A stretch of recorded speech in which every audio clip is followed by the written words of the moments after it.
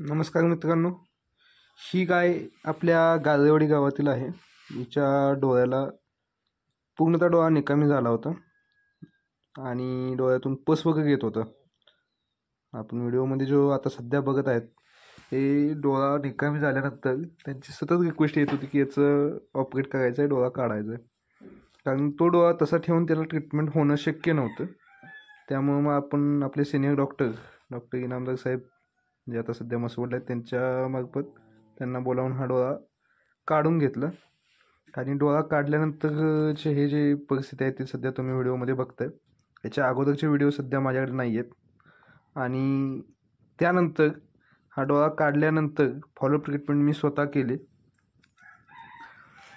एक 10 ते 15 दिवस आपण वरच्या 2-3 दिवसातून जाऊन एक वेळ इंजेक्टेबल वगैरे देत होतो.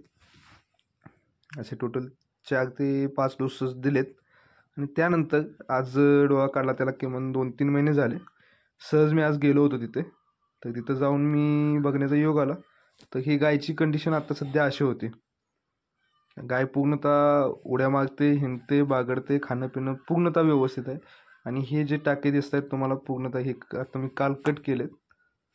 आणि पूर्णतः गायीची तब्येत पण आता या व्हिडिओमध्ये तुम्हाला दिसत असेल गेल्या वेळेपेक्षा सुधारलेली आहे. आणि उड्या वगैरे मारते, हिंडते, फिरते, खाणं सर्वता व्यवस्थित आहे. हा डोळा गेलेला होता म्हणून आपल्याला काढावा लागला. जर डोळा व्यवस्थित असता तर आपण काढण्याची गरज पडली नसते. तर सर्वांना एकच विनंती आहे की वेळेस ट्रीटमेंट करून घ्या. पूर्णतः पुढे गेल्यानंतर परत ट्रीटमेंट होणं शक्य नसते. त्यानंतर मग हे असे गोष्टी कराव्या लागतात.